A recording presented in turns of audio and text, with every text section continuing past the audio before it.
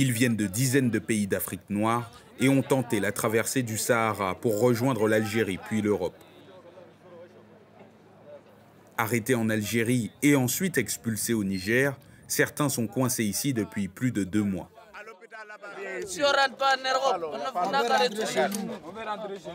Le pays le plus pauvre en Afrique, on est ici, en Nigerie, il n'y a rien ici. Nous, on souffre ici. Des centaines de ces personnes arrivent blessées au Niger. Ils accusent les policiers algériens de violence.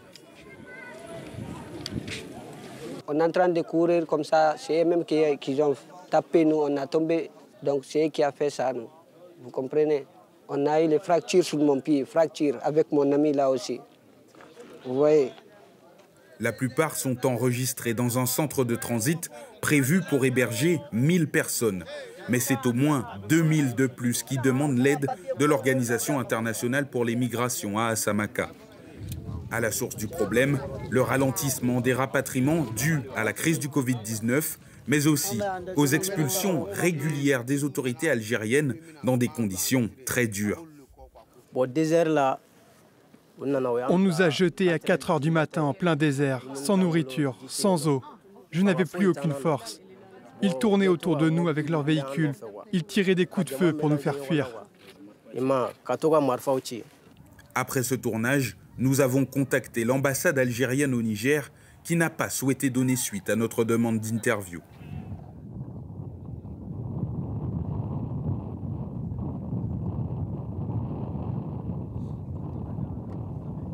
Quelques kilomètres plus loin, en se rapprochant de la frontière, Dune, un lieu où à une époque, seuls les transporteurs se ravitaillaient. Les quelques commerçants présents sur le site aujourd'hui sont régulièrement témoins des arrivées en catastrophe de groupes de personnes expulsées d'Algérie.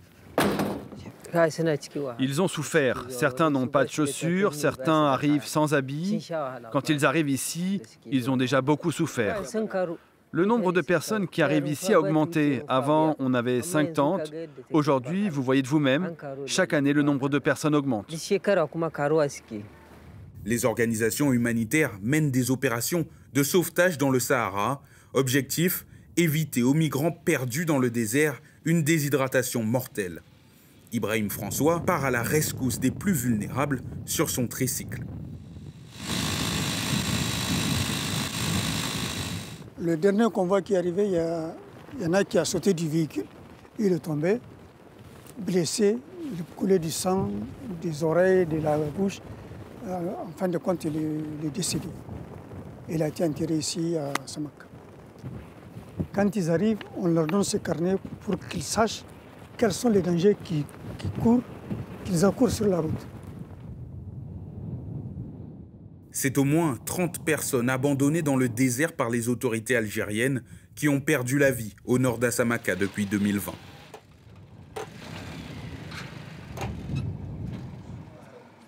Dans le nord du pays, les centres de transit de l'Organisation internationale pour les migrations sont tous débordés. L'une des solutions pour les désengorger est le retour volontaire dans le pays d'origine, mais une large partie des procédures stagne.